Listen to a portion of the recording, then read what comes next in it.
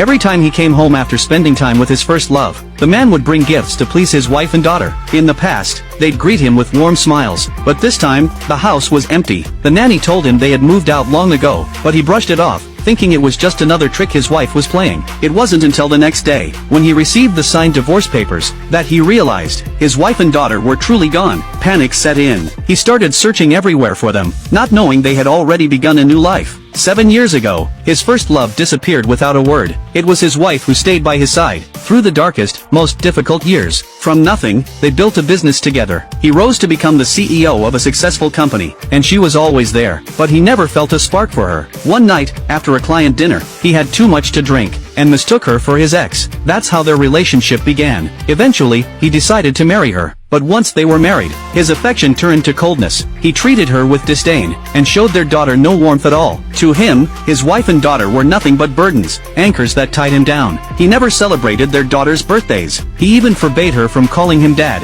In public, both wife and daughter had to refer to him as Mr. Lee. For 6 years, no one even knew he was married. Once, their daughter accidentally called him dad in front of his colleagues. He claimed she was the nanny's child, and then disappeared for weeks. Their daughter had been diagnosed with hemolytic anemia at birth, but he believed it was just a ploy for sympathy. Often, the little girl would ask her mother, "Am I not good enough? Is that why daddy doesn't like me?" The woman never knew how to answer, so she lied. "Daddy's just really busy with work." It wasn't until the doctors issued a critical condition notice that she made the decision to take her daughter abroad for treatment. But when she went to the company to resign, she saw her husband personally escorting his first love through the office, getting her settled for her first day at work. The way he looked at his ex, that was when the woman finally understood. No matter how hard she tried, she could never warm a heart that was never hers to begin with. She quietly walked to HR to begin her resignation, but she was told she had to wait. His ex's onboarding came first. Only after they left was she allowed to proceed. As she walked out of the office with a box in her arms, her husband saw her, and assumed it was just a routine personnel change. Even when his ex told him that his wife had resigned, he scoffed.